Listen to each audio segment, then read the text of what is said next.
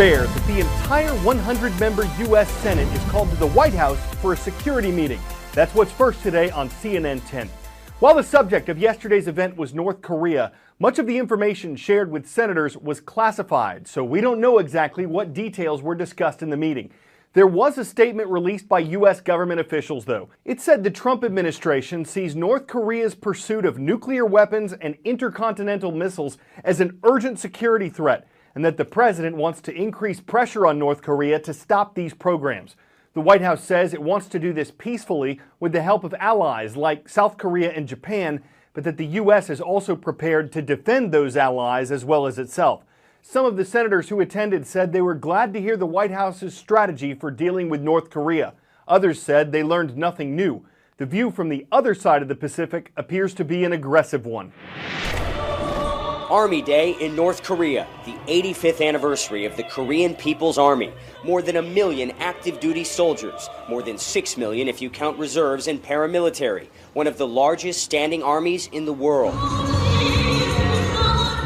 We almost never see this side of North Korea's men and women in uniform. This is a public holiday here in North Korea, which means citizens are enjoying a rare day off. And as you often see on days like this, lots of dancing in the streets. Carefully choreographed display of national pride. North Korea calls it single-hearted unity. Outsiders say these men and women have no other choice. As Pyongyang residents dance, a very different kind of demonstration on North Korea's east coast. The nation's supreme leader, Kim Jong-un, showing force with what South Korea calls a large-scale artillery drill, less than 2 weeks after this massive military parade and a failed missile launch. Analysts say these new North Korean missiles could someday carry nuclear warheads to the mainland U.S. Our nation faces serious... A growing arsenal President Trump called a grave threat to the world. He's pushing the UN Security Council to punish North Korea for developing weapons of mass destruction that violate UN resolutions. In its own show of force, the U.S. deployed a nuclear submarine to South Korea, as the U.S., South Korea, and Japan conducted joint naval drills Monday. All this as the USS Carl Vinson moves closer to the waters off the Korean peninsula. The approaching U.S. warships conjure memories for this North Korean veteran. Senior Lieutenant Colonel Eun Young-il speaks to me in front of the USS Pueblo, a U.S. Navy spy ship North Korea captured in 1968. The Pueblo reminds me of another boat traveling very near the Korean waters, he says, the Carl Vinson aircraft carrier.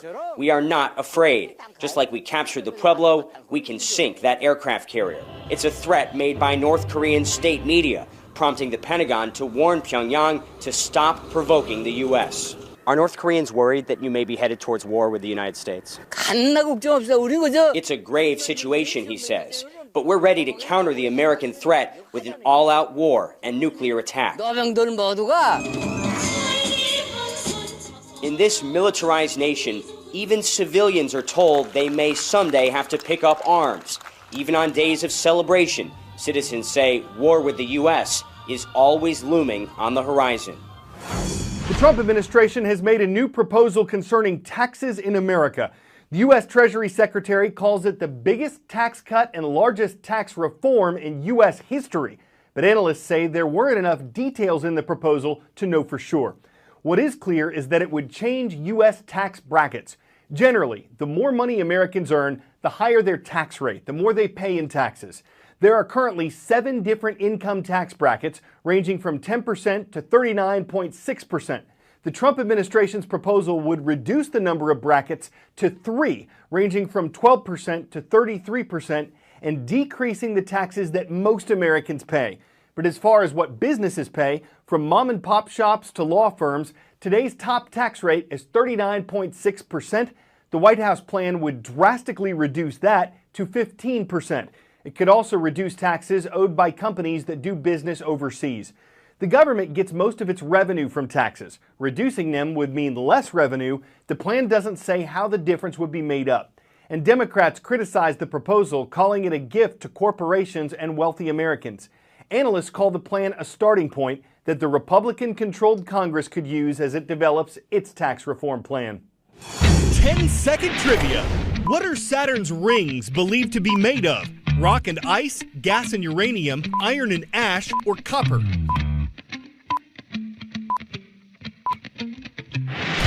According to NASA, the rings around Saturn are composed of rock and ice.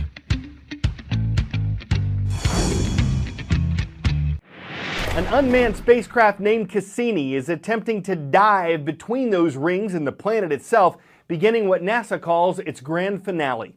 If everything went according to plan, Cassini shot the gap at a speed of more than 76,000 miles per hour yesterday, and scientists were expecting to hear from it by 3 a.m. Eastern Thursday morning. But there was some uncertainty. At that speed, any debris between Saturn and its famous rings could have completely destroyed Cassini. Scientists are hoping the information it sends back will help them learn about Saturn's gravity and magnetic fields.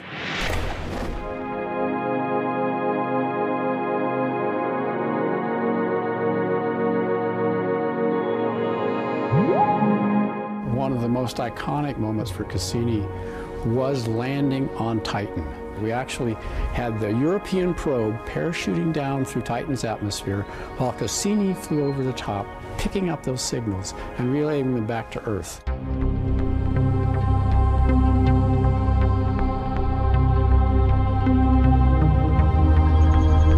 Enceladus. The fact that it could actually have not only plumes coming out, but a total subsurface ocean, it's a global ocean, it's warm, is all of a sudden looking like a place where life could originate. And then Saturn. It is just cyclonic winds, a jet stream size in a hexagon that's 2 Earths across. For the first time, it'll go through the rings. There's about a 1,250 mile gap in there that we're aiming for. It is a robot. It is out of propellant. It is at the end of its serviceable life, but you can't help but feeling a certain sense of loss and nostalgia for something you've been driving. It's like anything else you've had a partnership with for 20 years. For kids and young people, the U.S. government recommends at least an hour of exercise every day. For adults, it suggests between 2.5 and 5 hours per week. It doesn't specify when you should exercise. Experts say just making sure you do it is the important thing. But if you're getting enough sleep, there are some benefits to working out in the morning. Having more energy throughout the day is one of them. How do you get started doing that?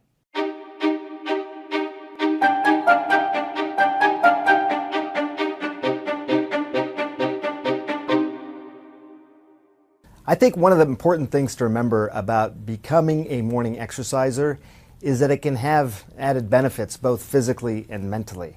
It's also one of those things that's just easy to check off the list because you know it's likely to fall off your list later on in the day. How do you convince yourself not to hit that snooze button?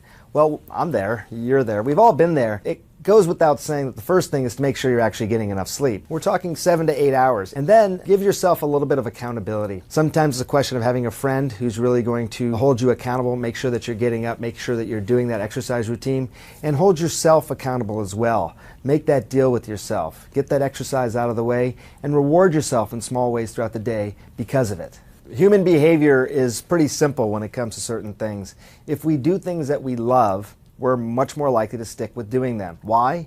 You're much more likely to do it for the long run, and that's what can help you live to 100.